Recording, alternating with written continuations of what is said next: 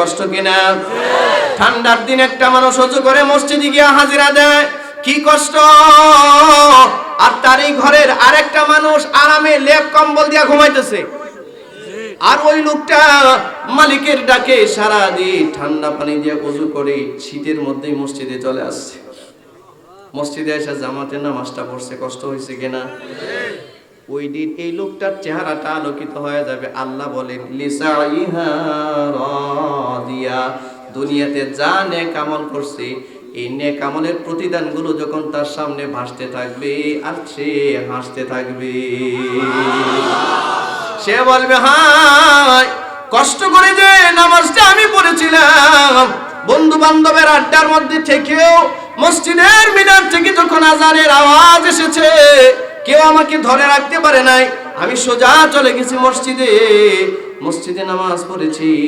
আমার একটা তৃপ্তি, ওই দিন যে কষ্ট করেছিলাম বন্ধু বান্ধবের আড্ডা থেকে উঠে গিয়ে মসজিদে নামাজ পড়া, এটা কিন্তু বহুত বড় মুজাহাদা, ঠিক কি না? দোকানের আড্ডা থেকে বসে আসে মসজিদে নামাজ আদায় করা, এটা বহু বড় মুজাহাদা, ঠিক কিনা জোরে বলুন। ওই লোকটা লিসাইহা রাদিয়া, সে খুশি প্রকাশ করবে। একটা লোক 50 কোটি টাকার মালিক হয়েছে, 50 কোটি টাকার মালিক হওয়ার পর আল্লাহ পাক আদেশ দিয়েছেন তার যাকাত দিতে হবে। এই লোকটার বাৎসরিক ধরেন 1 কোটি টাকা যাকাত আসে বা 2.5 কোটি টাকা যাকাত আসে। 2.5 কোটি টাকা আল্লাহর হুকুমে দান করে দেওয়া, এটা কিন্তু 4 টাকা নিয়ে বিষয় নয়, ঠিক কিনা জোরে বলেন। একটা মানুষ 50 লাখ টাকার মালিক, তার যাকাত আসছে 10 লাখ, ধরেন 5 লাখ, এই 5টা লাখ টাকা যাকাত দিয়ে দেওয়া পরিপূর্ণ হিসাব করে, এটা কিন্তু বহুত বড় এক মুজাহাদা, ঠিক কিনা? বহুত বড় মুজাহাদা। কিন্তু এই লোকটা কষ্ট পায় না, সে বলে যে এই মালিক আমারে 50 লাখ দিয়েছে, এই মালিক আবারও 5 লাখ টাকা চায়, কোনো অসুবিধা নাই, দিয়ে দিলাম। এই যে দিল, আল্লাহ পাক বলেন লিসাইহা রাদিয়া, তার এই কাজটার উপরে সে রাজি হয়ে যাবে, খুশি হয়ে যাবে, সন্তুষ্ট হয়ে যাবে। হ্যাঁ, আমি ঠিক কাজই করেছিলাম। ফি জান্নাতিন আলিয়া, সুউচ্চ জান্নাত তার জন্য, সুউচ্চ জান্নাত তার জন্য। হে বন্ধু, এখন যে ইবাদত করতে কষ্ট হয়, করো। 70 বছর, 50 বছর, 100 বছর করেন না কষ্ট, অনন্তকালের সুখ আপনার জন্য অপেক্ষা করছে। কোরআন মাজিদ বিশ্বাস হয়? এই কথাগুলো বিশ্বাস হয়? আমি বলছি, এটা কে বলছেন? ফি জান্নাতিন আলিয়া, সুউচ্চ জান্নাতে বসবাস করবে। কষ্ট করে নামাজ পড়ছেন 50 বছর, জান্নাতে থাকবেন অনাদিকাল। খালিদিন ফিহা আবাদা, চিরকালের জন্য ওই জান্নাত, একদিন 2 দিনের জন্য নয়, কয়দিনের জন্য? চিরকালের জন্য ওই জান্নাতের ফয়সালা হবে। সুবহানাল্লাহ বলেন। আল্লাহ রাব্বুল আলামিন বলেন ওই জান্নাতে যখন সে যাবে, লা তাসমাউ ফিহা লাগিয়া, আল্লাহু আকবার, জোরে বলেন, আরো জোরে বলেন আল্লাহু আকবার। লা তাসমাউ ফিহা, ওই জান্নাতে সে শুনবে না লাগিয়া, বেহুদা কোনো কথা, অনর্থক কোনো কথা, অথর্ব কোনো কথা ওই জান্নাতের ভিতরে সে কোনোদিন শুনবে না, ঠিক কি না? আর আমরা যারা দুনিয়াতে আছে এখন বসবাস করছি, ধরেন আপনি সারা দিন একটা মিথ্যা কথা বললেন না, আপনি বলেন না একটা মিথ্যা কথা, কিন্তু অন্তত 100 মিথ্যা কথা শুনতে হয়েছে। কি বলেন জি? দোকানে বসে, এখানে দোকান আছে না? দোকান তো আমাদের দেশে এক একটা দোকান, এক একটা সংসদ, ঠিক কিনা? রাগ করতেছে মনে হয়। মুরব্বীরা বিশেষ করে দোকানে ঝামেলাটা বেশি করে।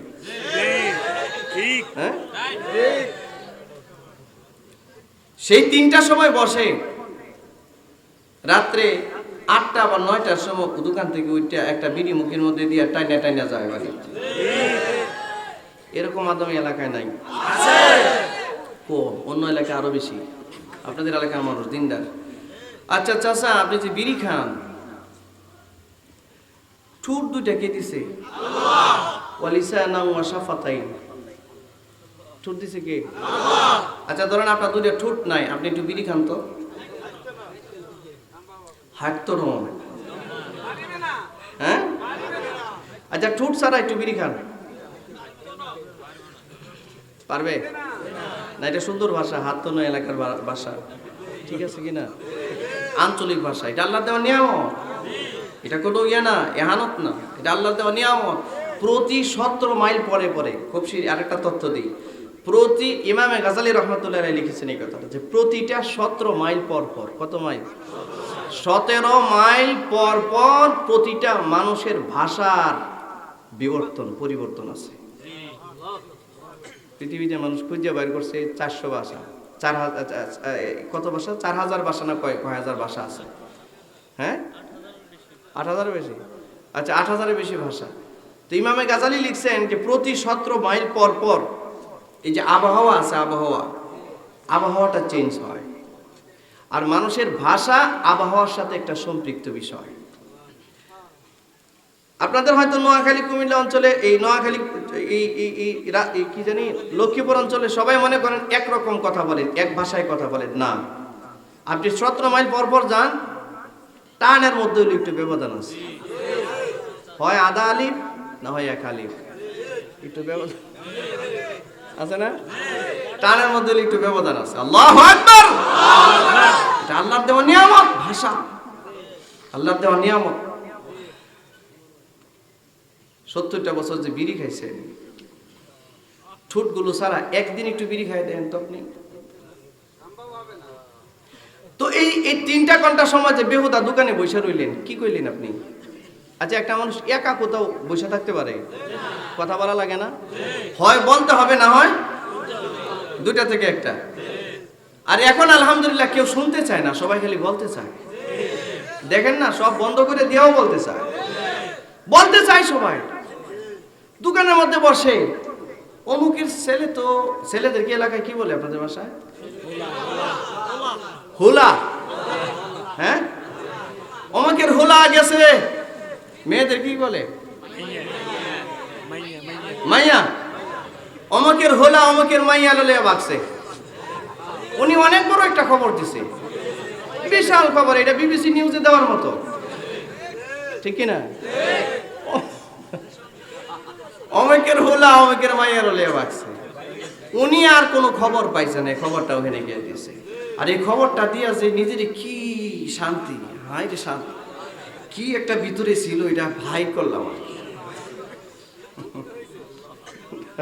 রাগ করতেছে? মুরব্বীরা কষ্ট পাইতেছে। হ্যাঁ, মুরব্বীরা কষ্ট পাইতেছে। আচ্ছা, কার হুলা গেছে, আপনার সমস্যাটা কি? আপনি যে কার হুলা গেছে গা এটা নিয়ে বলতেছেন, হুলা গেছে গা, এই হুলা বাদ দিয়ে যদি সুবহানাল্লাহ পড়তেন, জানেন আপনার কি হইতো? আল্লাহ রাসূল বলেছেন, একজন ইমানদার একবার যদি সুবহানাল্লাহ পড়ে ইমানের সহিত, এই আকাশের নিচে জমিনের উপরে যত ফাঁকা জায়গা আছে সবটুকুন জায়গা সুবহানাল্লাহ সব দিয়ে আল্লাহ ভরে দেয়। মুরব্বী, 4টা ঘন্টা সময় আপনি দোকানে কাটায় দিয়েছেন, 4টা ঘন্টা সময় আপনার জীবন থেকে চলে গেছে। পারবেন ফিরাতে এই সময়টা? আবার আনতে পারবেন এই সময়টা? তো আপনার জীবন থেকে যে সময়টা চলে গেল, আপনি এটা কোথায় পাবেন? হাদিসে আসছে, হায় রে হা, একটা মানুষ মরার পরে সবচেয়ে বেশি আফসোস তার যেটা হবে, এটা হচ্ছে তার জীবনের সময়। কি করলাম আমি দুনিয়া, হায় হায় আমি কি করলাম। এই চুপ করেন, এদিকে তাকান, এই ছেলে এদিকে তাকান।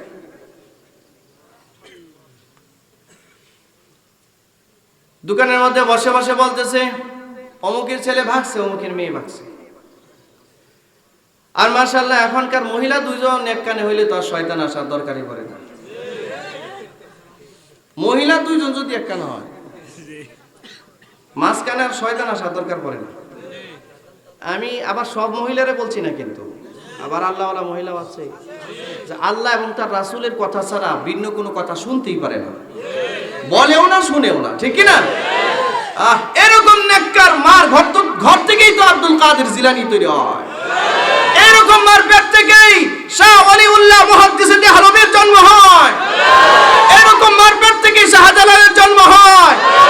যারা বেহুদা কাজ করে না, বেহুদা কথা বলে না, বেহুদা পথে চলে না, তার প্রতিটা জীবনের মূল্য যে দিতে জানে সেই প্রকৃত মানুষ হয়। বেহুদা কথা বলবে না, শুনবে না। এই যুবক ভাইরা, তোমরা যারা আছো, একদিনে কি পরিমাণ বেহুদা কথা বলো একটু হিসাব করো তো। কি পরিমাণ বেহুদা কথা তুমি বলো একটু হিসাব করো। গীবত, শিকায়েত, দোকানের মধ্যে বসে অমুকের এই হয়েছে, তমুকের সেই হয়েছে। আরেকটা মানুষ একটু উন্নতি লাভ করতেছে, তার ভিতরে যে কি জ্বালা যন্ত্রণা, কি যে কষ্ট, হ্যাঁ, তার মধ্যে কিন্তু এই কষ্টটা আছে। এই জন্য দেখবেন এলাকার একটা লোক, তাকে আল্লাহ চায় না বড় করতে, কিন্তু আরেকজন একটু উপরে উঠে গেছে, তার যে ভিতরে কি জ্বালা, কি যে সমস্যা, তার প্রতিহিংসার আগুন এসে জ্বললে ছাই হয়ে যাইতেছে। এই জন্য দোকানে বসে অমুক কি হয়েছে, তো কি হয়েছে, কয় টাকার মালিক, কি হয়েছে, ঠিক না?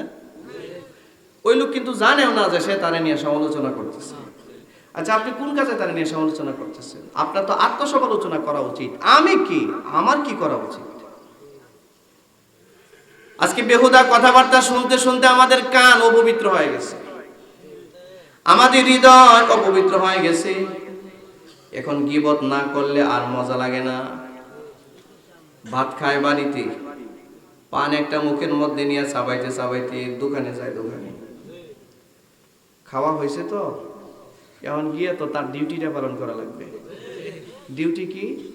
পুরা এলাকার যত দুঃসংবাদ আছে তার মুখে সুসংবাদ শুনবেন না। সুসংবাদ মানুষ কিন্তু কম, ঠিক না? যে কারো একটা ভালো সংবাদ বলছে যে মাশাআল্লাহ লোকটা ভালো কিছু করছে, ভালো একটা খবর আছে, এইটা না, কার কি হয়েছে না হয়েছে এইটা নিয়ে উনি ডুল তবলা বাজাইতেছে দোকানের মধ্যে বসে।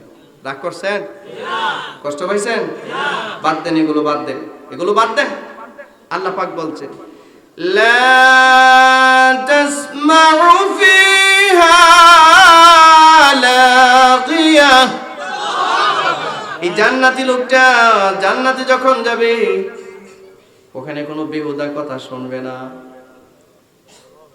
ওখানে কোনো বেহুদা কথা বলবেও না, বেহুদা কথা শুনবেও না, কষ্টদায়ক কোনো কথা বলবেও না, কষ্টদায়ক কথা শুনবেও। আচ্ছা, এমনি আপনি বেহুদা কথা বললেন না, আপনি এক জায়গায় বসা, হঠাৎ করে আসি কেউ সংবাদ দিল আপনার বাবা স্ট্রোক করছে, আপনি বসে থাকবেন? দৌড় দিবেন না? হঠাৎ করে এসে বললো আপনার বাচ্চাটা পানিতে পড়ে গেছে, কষ্টদায়ক না? দৌড় দিবেন আপনি? জান্নাতে যাওয়ার পরে এমন কোনো দুঃসংবাদ নাই। সুবহানাল্লাহ বলছি, শুধুই সুসংবাদ। ইল্লা কিলা সালামা সালামা।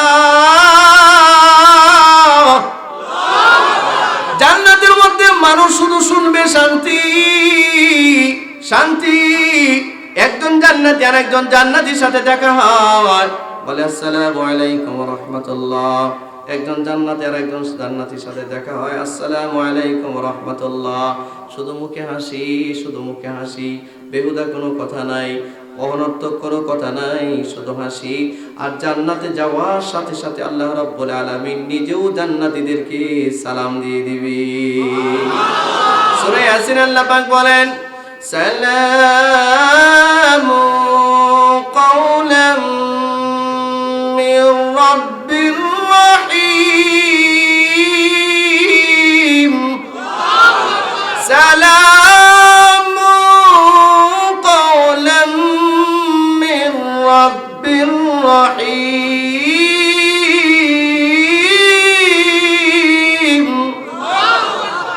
হবে জান্নাতে যাওয়ার পর তোমার রবের পক্ষ থেকে সালাম গ্রহণ করো। আচ্ছা, আল্লাহ যদি কারো উপরে শান্তি বর্ষণ করে তার কি আর অশান্তি আছে? না না, তার আর অশান্তি নাই। আল্লাহ রাব্বুল আলামিন বলেন ফিহা আইনু জারিয়া, সে যে জান্নাতে যাবে সেখানে প্রবাহিত ঝর্ণামালা দেখতে পাবে। সুবহানাল্লাহ বলেন। মানুষ যেমন ঝর্ণা দেখে পছন্দ করে, একটু ঝর্ণার পানি দেখার জন্য মানুষ মাধব কুণ্ডে চলে যায়, ঠিক কিনা ধরে বলেন? একটু ঝর্ণার পানি দেখার জন্য মানুষ সেই জাফলংয়ে চলে যায়, ঝর্ণার পানি দেখার জন্য মানুষ কক্সবাজার চলে যায়, ঝর্ণার পানি দেখার জন্য মানুষ দার্জিলিং চলে যায়, ঝর্ণার পানি দেখার জন্য মানুষ কানাডায় নায়াগ্রা প্রপাতে চলে যায়, ঠিক কিনা? একটু ঝর্ণার পানি দেখবি। আল্লাহ রাব্বুল আলামিন বলেন কারো যদি সৌভাগ্যবান হয়ে যায় আর সে যদি জান্নাতে হয়ে যায়, ফিহা আইনু জারিয়া, সে তাকায় তাকায় দেখবে তার জান্নাতে প্রবাহমান ঝর্ণাওয়ালা। সুবহানাল্লাহ। ফিহা সুরুরুম মারফুআ, এক একটা খাট যে দিবে আল্লাহ, খাট খাট বসবাসের খাট। সুবহানাল্লাহ। স্বর্ণ হীরা খচিত খাট দিবি, খাটের দূরত্ব হবে আসমানের সমান। লোকটা যখন খাটে শুইতে যাবে তার জন্য নির্ধারিত খাটটা নিচে নেমে চলে আসবে। খাটের মধ্যে সে তার স্ত্রীকে নিয়ে শুইবে। আবার ওই খাটটা স্প্রিং খাট আছে না? আরে ভাই, আমাদের দেশে এমন বড় লোকও আছে, সিঙ্গাপুর থেকে মালয়েশিয়া থেকে অর্ডার দিয়ে একটা খাট আনে, দাম হচ্ছে 50 লাখ টাকা। হ্যাঁ, এরকম ব্যবসায়ী নাই? আমার এরকম এক ব্যবসায়ীর সাথে পরিচয় আছে, তিনি মালয়েশিয়া থেকে একটা খাট আনছে, খাটের দাম হচ্ছে 70 লাখ টাকা। কয়লা? 70 লাখ। এটাও কয় সুবহানাল্লাহ, আসলেই সুবহানাল্লাহ। 70 লাখ টাকাতে যে লোক একটা খাট আনছে, মনে করেন আমি ওনার জিজ্ঞেস করলাম এটা কি হুজুর, কি যে আমি নিজেও বুঝি না, এটা কি আনলাম, টাকা আছে আনলাম আর কি। কত দুর্ভাগ্যের ব্যাপার হচ্ছে হুজুর, একটা রাতও আমার ঘুম হয় না। এটা হইলো মজার কথা, মানে 70 লাখ টাকার খাটে একটা রাতও ঘুম হয় না। হ্যাঁ, আলহামদুলিল্লাহ বলবেন না? আস্তে গেছেন কে রে? আরো ধরে এই যে এখান থেকে যাইবেন, ওই যে এক ভাই কি আর খাট এমনি বইয়েই ঘুমাইতেছে, বইসেই ঘুমাইতেছে, ঠিক না? 70 লাখ টাকা খাটে বেড়া ঘুমাইতে পারে। আমি বললাম যে ভাই একটা কাজ করে, এই খাটটা সরাইয়া এটা পাতলা কেতা কোথা দিয়ে নিচে শুয়ে থাকে। কেতা চেনে? কি কয় এলাকা? কাতা, খেতা, খেতা, এটাই বলা, খেতাই বলা। একটা খেতা নিচে দিয়ে শুয়ে থাকে। আর আল্লাহুম্মা বিসমিকা আমুতু ওয়া আহইয়া, এটা বললে ঘুমিয়ে যায়, দেখি কি যে একটা আরামের ঘুম। এটা আবার বলছি না যে আপনি টাকা আছে, আপনি 70 লাখ টাকার খাটে শুইলে ঘুম হইতো না, এটা না। হয়ও অনেকের হয়, অনেক দিনদার বড় লোক আছে, ধনী মানুষ আছে, অনেক আল্লাহওয়ালা ধনী মানুষ আছে, তারা তাদের সম্পদের একটা টাকাও জাকাতের বাইরে না, একটা টাকাও জাকাতের বাইরে না, একদম পুঙ্খানুপুঙ্খ হিসাব করে। যদি 5 কোটি টাকাও জাকাত আসে, আমার জানা মতে আমার টাকা, আমার মুসল্লি, ওনার অন্তত পক্ষে বাৎসরিক 50 কোটি টাকার উপরে জাকাত আসে। এই 50 কোটি টাকায় জাকাত দেয়। সুবহানাল্লাহ। এবং কোন জগা একটা আছে না, জগা খিচুড়ি হিসাব, না না না না, ওনার জাকাত হিসাব করার জন্য মুফতিদের একটা বোর্ড আছে, বোর্ড, ওই বোর্ডের মাধ্যমে হিসাব করে তারপরে জাকাত দেয়। সুবহানাল্লাহ। একটা টাকাও লুকোচুরির কোনো ব্যাপার নাই, সুযোগ নাই। এই লোকটা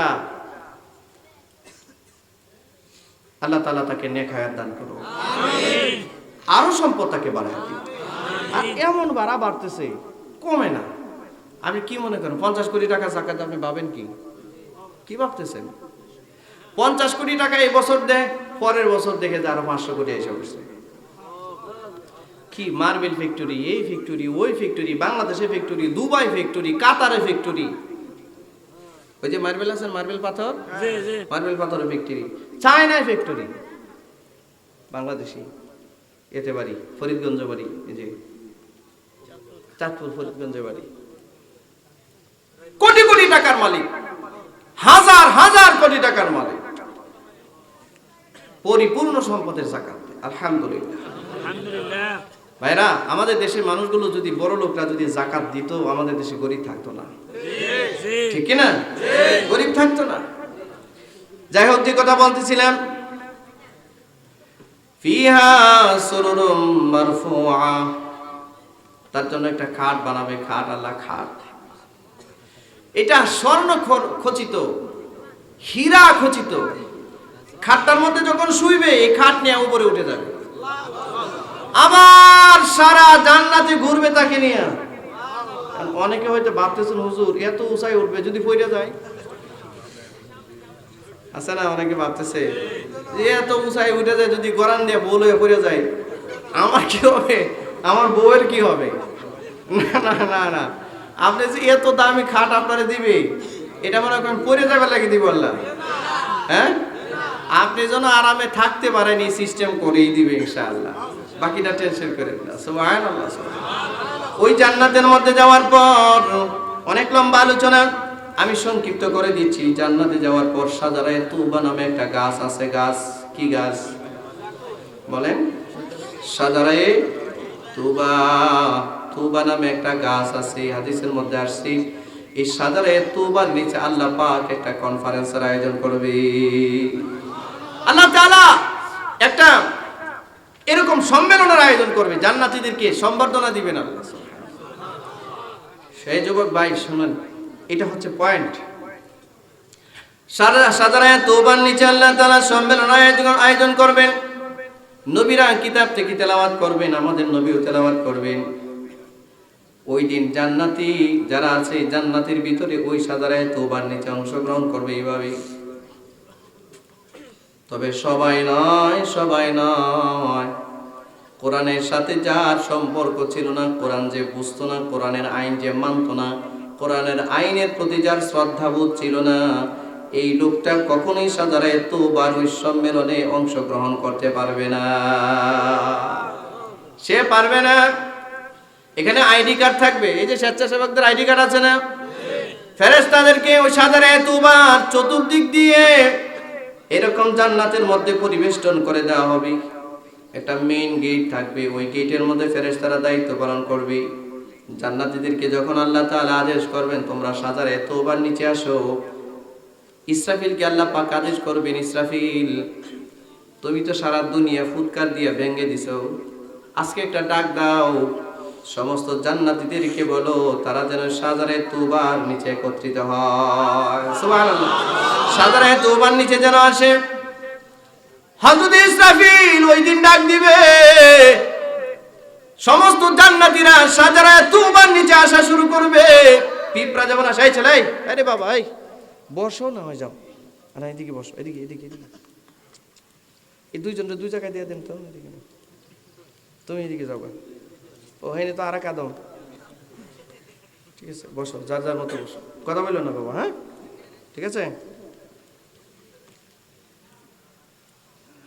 শান্তি পাইছি না আজকে আপনাদের? ডিস্টার্ব হয়ে গেছে, খালি ডিস্টার্ব হয়ে গেছে। যাই হোক,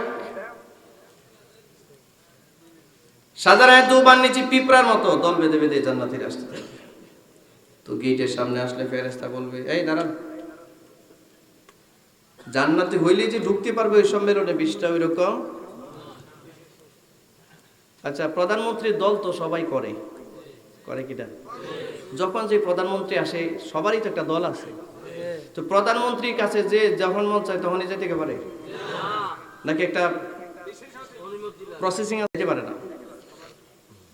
ওই জান্নাতেও যদিও বা সাধারণ জান্নাতি, ইমান আছে, কিন্তু কোরআনের সাথে সম্পর্ক নাই, আছে না এরকম?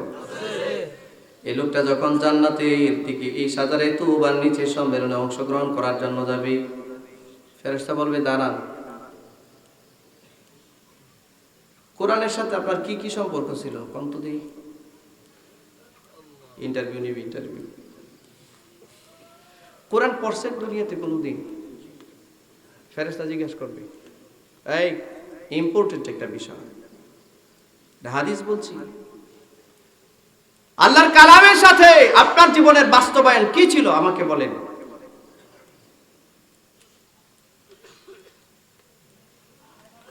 ফেরেশতার প্রশ্নের জবাবে অনেকে লাজবাব হয়ে যাবে। তাকে বলা হবে, যে ব্যক্তি কোরআনের সাথে যার কোনো সম্পর্ক নাই, তাকে বলা হবে আপনার জন্য এই সম্মেলনে ঢোকার অনুমতি পত্র দেওয়া যাবে না, প্রবেশ পত্র দেওয়া যাবে না, আপনি অন্য জায়গায় যান, এখান থেকে সরেন। সুবহানাল্লাহ বলে,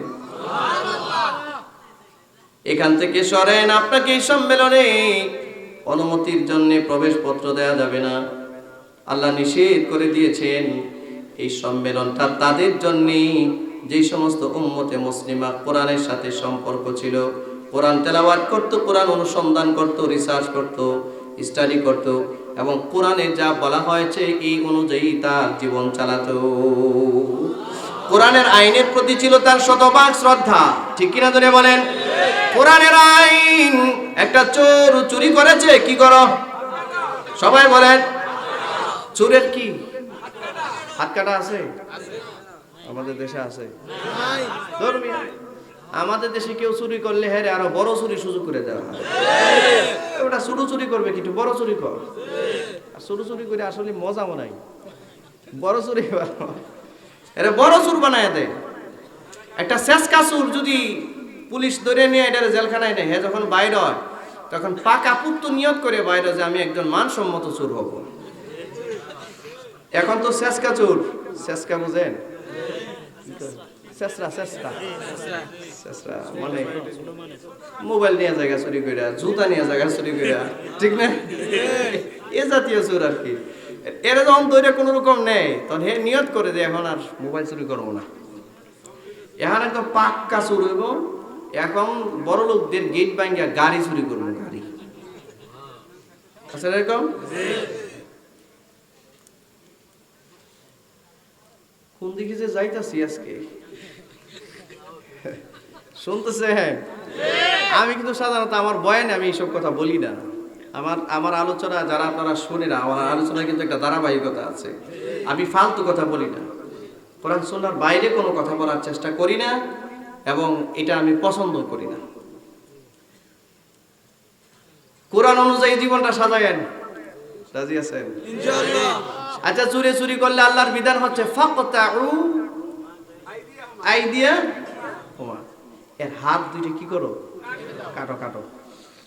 ওয়াসারিকু ওয়াসারিকাতু ফাকতাউ আইদিয়াহুম, এর হাত দুটো কেটে দাও। চোর পুরুষ, চোর নারী, চুরি করছে, হাত কেটে দাও, কোনো কনসিডার নাই, ঠিক কি না? এইরকম একটা দুইটা চোরের হাত যদি কাটা হতো বাংলাদেশে সব চুরি বন্ধ হয়ে যেত। কিন্তু হাত কাটবে কে? যে কাটে সে তো বড় চোর, ঠিক কি না? এজন্য হাত কাটার কেউ নাই, এটাই সমস্যা। এজন্য শুধু চুরি বাড়তেছে।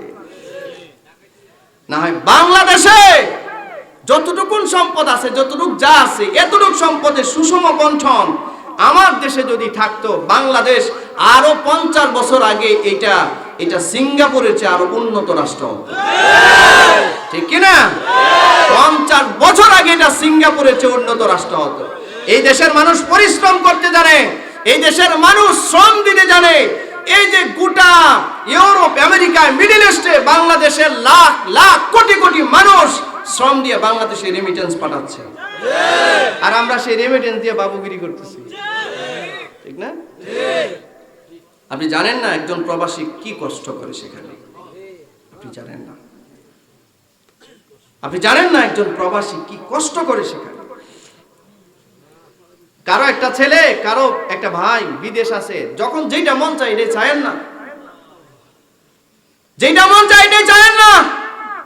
একজন ভাই বলতে পারে না, বিদেশ গেছে, ছোট ভাই বলছে, ভাই আপনি আমার জন্য একটা, না না না মোবাইল, আপনি আমার জন্য একটা ইয়ে পাঠাই দিয়ে, নিজে আইফোন পাঠাই দিয়ে। ওই লোক সেখানে বলদিয়ার কাজ করে, আছে না এরকম? রাস্তা ঝাড়ু দিচ্ছে, হালাল কাজ। এটা কিন্তু অসম্মান নয়। এটা যারা কোটি টাকা চুরি করে, চুরের চেয়ে ওই লোকের বহু দাম আল্লাহর কাছে। এর পরিচয় চোর, আর তার পরিচয় সে হালাল ইনকাম করে। আচ্ছা, একটা লোক বলদিয়ার কাজ করে, আপনি যে একটা আইফোন চাইলেন, আপনার বিবেক আছে? একটা আইফোন কিনলে তার কয় মাসের বেতন লাগবে আপনি জানেন? আপনি যে আইফোন চাইলেন। আর এরকম বহু মহিলা আছে, স্বামী বিদেশ, এমন একটা দিন নাই যে কিছু চাইছে না, আছে না এরকম? আল্লাহ জানে রাগ টাগ করতেছেন কিনা। হ্যাঁ, এমন একটা দিন নাই, ফোনটা দিলে আলাপ সালাপ করে, কিন্তু শেষে আবার বলে যে আমার কিন্তু এটা লাগবে। হ্যাঁ, কেন কেন কেন এত কিছু কেন? আপনি কি ওই প্রবাসীর কষ্টটা অনুভব করছেন কখনো? আপনি কি অনুভব করছেন ওই প্রবাসীর কষ্টটা? করেন নাই তো। যার একটা সন্তান, যার স্বামী, যার আত্মীয় বিদেশ আছে, প্রবাসীদের প্রতি রহম করেন, প্রবাসীদের প্রতি ইহসান করেন, এদেরকে ভালোবাসেন। যখন যেটা চাই এটা বললেন না, যখন যা মন চায় তাই চায়েন না। কোন প্রবাসী, আমার দেশের কোন সন্তান, আমার দেশের কোন ছেলে মেয়ে, আমার দেশের কোন লোক বাইরে গিয়া সে চায় না যে আমি বাইরে আসছি, আমার আব্বা আম্মা এত কষ্ট করে বাইরে পাঠাইছে, আমার আব্বা আম্মা বাংলাদেশে কষ্ট করুক, এইটা কোনো প্রবাসী চায় না, ঠিক কিনা? সেও হেল্প করতে চায়, সুযোগটা দিয়ে যখন মন চায় তখন এটা চায় না। মনে থাকবে তো ইনশাআল্লাহ? ভাইয়ের আমার, চোরের হাত কাটা, ঠিক না? চোরের হাত কাটা এখন নাই, কিন্তু এটা কোরআনের আয়াত। এটা কিসের আয়াত? আচ্ছা, কোরআনের আয়াতের প্রতি আমাদের শ্রদ্ধাবোধ আছে কিনা? যদিও বা আইনটা বাস্তবায়ন নাই, কিন্তু শ্রদ্ধা আছে কিনা? আল্লাহ তাআলা বলছেন যে জেনা করে, জেনাকুর নারী, জেনাকুর পুরুষ যদি জেনা করে, যদি বিবাহিত হয়, তাহলে অর্ধেকটা পর্যন্ত মাটিতে গেড়ে পাথর মেরে রজম দিয়ে হত্যা করে ফেলো। এটা আমার সংবিধান, এটা আমার কনস্টিটিউশন, এটা আমার বিধান। হ্যাঁ, যে নারী পুরুষ বিবাহিত অবস্থায় জিনা করছে, এইটাকে অর্ধেকটা মাটিতে কেড়ে হত্যা করে ফেলো। আজকে স্বামী প্রবাসে থাকে, প্রতি মাসে লাখ লাখ টাকা শ্রম ঘাম দিয়ে দেশে পাঠায়, আর আমাদের দেশের প্রবাসীদের বহু স্ত্রী আছে পরকীয়ায় সম্পৃক্ত, আছে না? আল্লাহ জানে রাগ করতেছে মনে হয়। এই কথাগুলো বলা দরকার তো। আপনি কতটুক নিমুখ হারাম, আপনি কত বড় নিমুখ হারাম যে আপনার স্বামী টাকা পাঠাচ্ছে আর আপনি সেই টাকা ব্যয় করে আপনি পরকীয়া করতেছেন আরেকজনের সাথে। হ্যাঁ, আপনার মতো নিমুখ হারাম জীবনেও শান্তি পাবেন না। স্বামীদেরকে বলবো, যারা বউ থুয়ে বিদেশ চলে যান, বছর গিয়ে থাইকেন না, মাঝে মাঝে সাক্ষাৎ করে নেশা। সবারই একটা হক আছে, ঠিক কিনা? সবকিছুর ব্যালেন্স করতে হবে, ভারসাম্য রক্ষা করতে হবে, ঠিক নয় কি? আল্লাহ তৌফিক দেখ, আল্লাহ বুঝার তৌফিক। প্রিয় ভাইরা, চুরি করলে হাত কাটো, জিনা করলে মেরে ফেলো, এটা কার বিধান? আল্লাহর বিধান। আচ্ছা, এটা আমাদের দেশে বাস্তবায়ন আছে? নাই। আচ্ছা, এটা নাই, ঠিক আছে, আমাদের দেশে নাই, কিন্তু এই কোরআনের আইনের প্রতি আমাদের শ্রদ্ধাবোধ আছে কিনা? কার কার আছে? সবার আছে। এই আইনের প্রতি শ্রদ্ধাবোধ আছে সবার? এটাই ইমান। হয়তো রাষ্ট্রীয়ভাবে বাস্তবায়ন হবে, ইনশাআল্লাহ হবে, হবে কিনা? এদেশের প্রতিটা ঘরে ঘরে কালিমার পতাকা পথ পথ করে উড়ো। কারা কারা চায়নি হাত দেখা? নারায়ে তাকবীর, নারায়ে তাকবীর, আল্লাহু আকবার। প্রিয় ভাইরা, এই দিন বেশি দূরে নয়, ইসলামের বিজয়ের গণঘটা চলে আসছে। এই জন্য হিসাব কিতাব অন্যরকম হয়ে যাচ্ছে। মানুষকে আর এইভাবে দমায় রাখতে পারবেন না ইনশাআল্লাহ। ইসলামের গণজাগরণ সৃষ্টি হয়েছে, ইসলামী রেনেসাঁর জন্ম হয়েছে। প্রত্যেক দিন ইউরোপের মতো দেশে প্রতিদিন স্বেচ্ছায় স্বপ্রণোদিত ভাবে ৩,৫০০ বেঈমান কালিমা পড়ে মুসলমান হচ্ছে এক একটা স্টেটে, স্বেচ্ছায়, জোর করে নয়। গোটা পৃথিবীতে সবচেয়ে পঠিত কিতাবের নাম হচ্ছে কোরআন। সারা পৃথিবীতে আমার গুগলে সার্চ করে, গুগল ইঞ্জিনে সার্চ করে দেখেন, সারা পৃথিবীতে সবচেয়ে পঠিত যে কিতাব, যে বই, তাদের দৃষ্টিতে যে বুক, এটা হচ্ছে কোরআনুল কারীম। এবং এই কোরআনে কারীম পড়ার মধ্যে যারা প্রথম শ্রেণীতে আছে, এটা হচ্ছে অমুসলিম শক্তি। সমস্ত মুসলিম এই কোরআন রিসার্চ করছে। এবং তিরমিজির বর্ণনায় এসেছে, একটা দিন এমন হবে এই আকাশের নিচে জমিনের উপরে এমন কোন কুঁড়ে ঘর থাকবে না, এমন কোন দালাল আর অট্টালিকা থাকবে না যেখানে কালিমার দাওয়াত পৌঁছবে না। আর যেখানে মানুষ কালিমা পড়ে মুসলমান হবে না, এমন একটা মানুষও থাকবে না। সারা পৃথিবীতে মুসলমানদের এখন বিপদ না? ইন্না মা'আল উসরি ইউসরা, কষ্টের সাথেই স্বস্তির ব্যবস্থা কে করে? কষ্ট করছি আমরা, আরো কষ্ট করব, ঠিক কি না? তোমরা রক্ত দাও অমুক আর তমুকের নামে, আমরা রক্ত দিচ্ছি, শ্রম দিচ্ছি, ঘাম দিচ্ছি, বুদ্ধি, বিবেচনা, শ্রম, দোয়া সব দিচ্ছি ইসলামের জন্য, ঠিক কি না? সব দিব কোরআনের জন্য, ঠিক কি না? সারা জীবন এটা দিব, দিয়ে যাব। আমরা যদি এই জন্য জীবনও দিয়ে দিতে হয়, জীবনটাও দিব ইনশাআল্লাহ, ঠিক কি না? আল্লাহর দ্বীন বিজয়ের জন্য যদি জীবন দিতে হয়, রাজি আছেন কারা কারা? আল্লাহর দ্বীন কায়েমের জন্য যদি জীবন দিতে হয়, রাজি আছেন কারা কারা? আল্লাহ আপনি তৌফিক দান করেন। তাকবীর দেন না, তাকবীরও ভয় পায় অনেকে। তাকবীর দিলে মনে করে না জানি কি জানি হইতেছে, হ্যাঁ? তাকবীর শুনতে পায় না কে? মসজিদের মিনার থেকে যখন আজান আসে, আল্লাহু আকবার, আল্লাহু আকবার, কষ্ট লাগে কার? কথা কয় না, হ্যাঁ? আর কার কষ্ট লাগে? আর কষ্ট লাগে কবি শামসুর রহমানের। নাম শুনছেন না?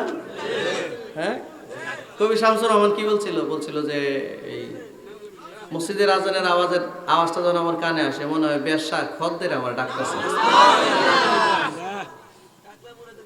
যে যেমন সে তেমন, ঠিক না? আর একজন মুমিনের কানে যখন আজান আসে, আমি দেখছি, আহা, ঢাকায় তো বাসা, এমনিও যখন মাহফিলগুলোতে যায়, ঢাকা তো মসজিদের শহর না, আপনি শুয়ে আছেন, দেখবেন এমন একটা সাইট নাই যে এই সাইড থেকে আজানের আওয়াজ আসতেছে না।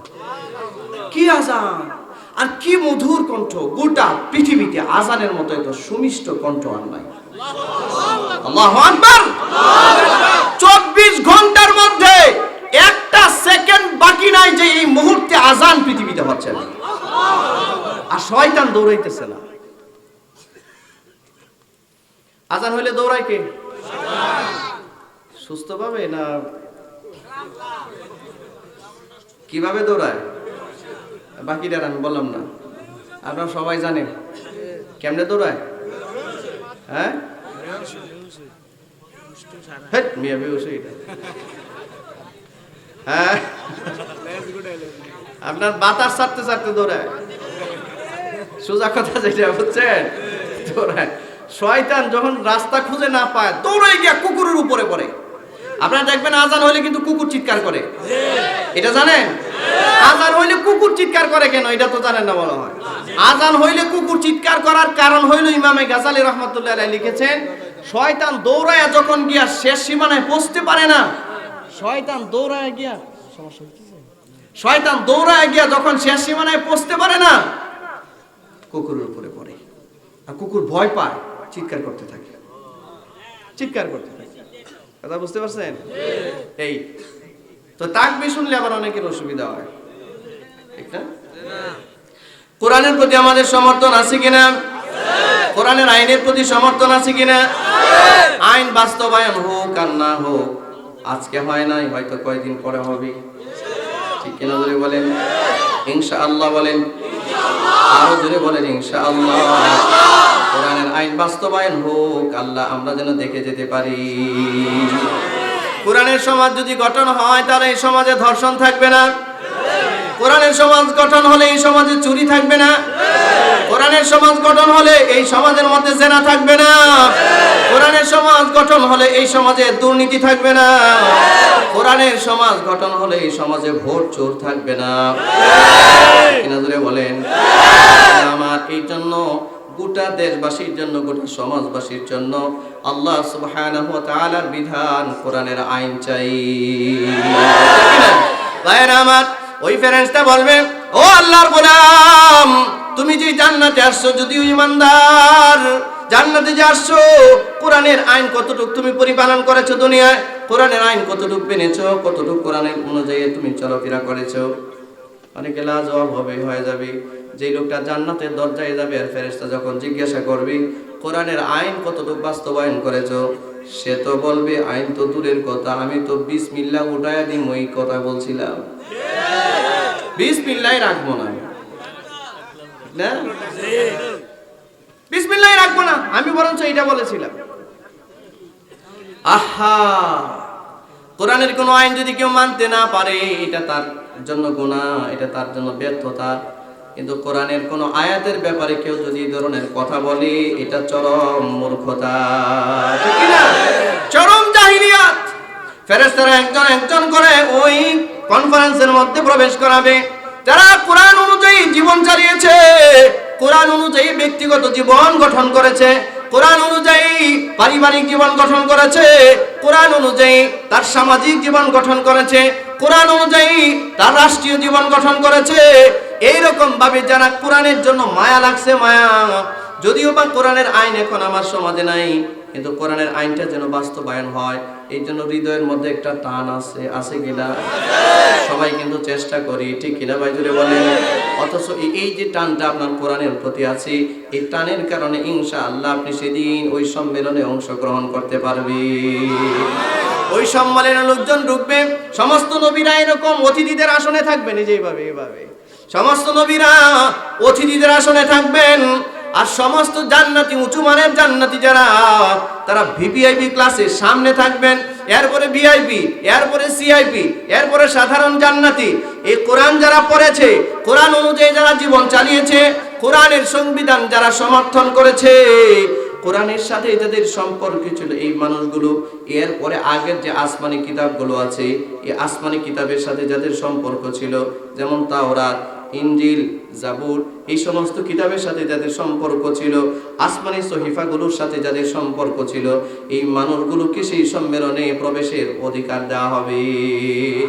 সম্মেলনে প্রবেশ করবেন, বিভিন্ন নবীরা থাকবেন সেখানে, সব নবীরাই থাকবেন, সমস্ত নবীরা সেখানে অতিথিদের আসনে থাকবেন। হযরত দাউদ আলাইহিস সালাম তেলাওয়াত করবেন, হযরত ইব্রাহিম আলাইহিস সালাম সম্মেলনের ঘোষক থাকবেন, পরিচালনায় থাকবেন। ও বন্ধু, ওই সম্মেলনের মধ্যে আমাদের নবীজি কোরআন তেলাওয়াত করবেন। পরিশেষে আল্লাহ তাআলা নিজে তার নূরের পর্দাটা সরায়া দেবে। সুবহানাল্লাহ, আল্লাহকে সরাসরি সেদিন দেখা যাবে। এখন অনেকে মনে মনে ভাববেন আল্লাহকে তো চোখ দিয়া দেখা যাবে না। না না, আপনার চোখের মধ্যে যে লেন্স আছে, এই লেন্সটা আল্লাহকে দেখার মতো লেন্স নয়, এটা সহ্য করতে পারবে না। আর আল্লাহ তাআলা এই জান্নাতের মধ্যে বান্দার সাথে যখন সাক্ষাৎ দিবেন, সেটা আল্লাহর যে নূরে জালালি আছে, জালালিয়াতের যে পর্দা আছে, এই পর্দাটা আল্লাহ তাআলা উঠায় নেবেন, নূরে জামালি নিয়ে আল্লাহ বান্দার সামনে দাঁড়াবে। যেমন নূরে জালালি হচ্ছে, নূরে জালালি দিয়ে আল্লাহ তাআলা সূর্য তৈরি করেছেন। কোন মানুষ যদি সূর্যের দিকে তাকায়, দিনের বেলা একটা মানুষ যদি সূর্যের দিকে তাকায়, এই লোকটা কিন্তু চোখ যদি একবার দুইবার মারে, চোখের দৃষ্টি নষ্ট হয়ে যাবে, ঠিক কি না? সূর্যের দিকে তাকাইলে চোখ অন্ধকার হয়ে যায় না? এই সূর্যটা আল্লাহ তৈরি করেছেন তার নূরে জালালি দিয়ে। এই জন্য নূরে জালালির দিকে তাকানো যায় না, সূর্যের দিকে তাকানো যায় না।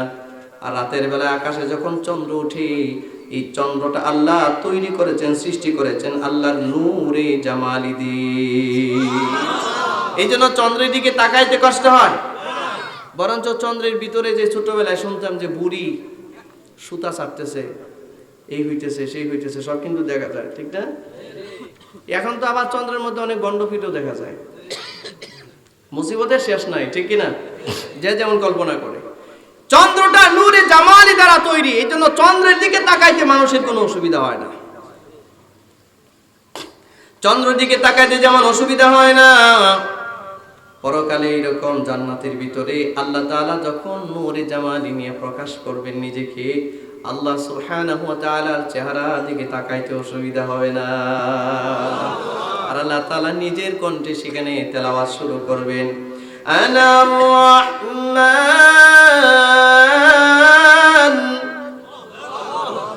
আল্লাহ বলেন আমি রহমান, আমরা পড়তেছি আর রহমান, আর আল্লাহ সেদিন বলবে আনার রহমান আল্লামনাল কুরআন।